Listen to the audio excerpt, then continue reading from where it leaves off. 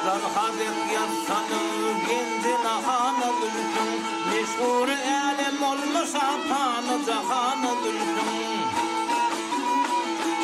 Görkönlü dey güllülün bağıt bahana gülsün Elemi anlar kaçar degenne sana gülsün Neyley kuvan tanıdır mema tuvana gülsün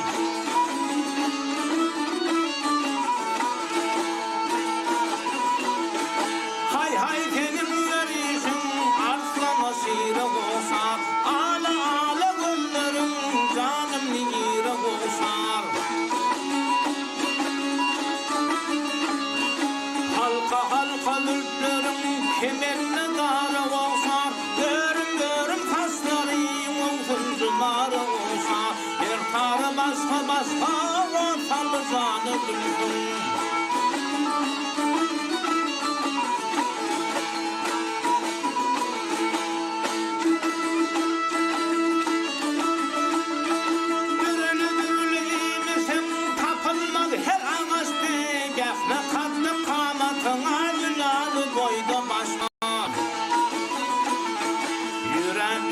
Yetiştim, tarifim geçti Darap darap koyarken gözümden koştu Altın soğun bireni getir dükkanı dümdüm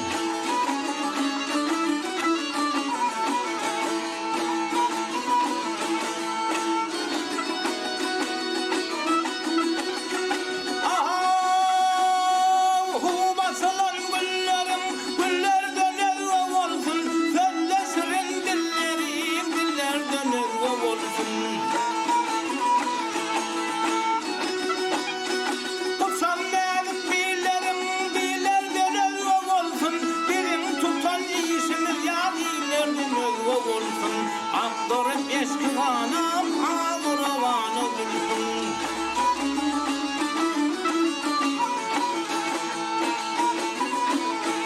Yedi deli kemiğine eyleşimin istesin Lale reyhanasının pirincimin istesin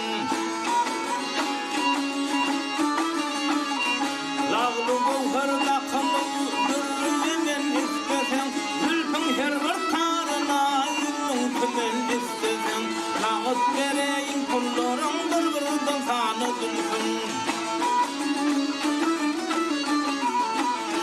Gülsün her var sarına Yüzün kümün istedim Nağıt vereyim kullarım Gırgırdan sana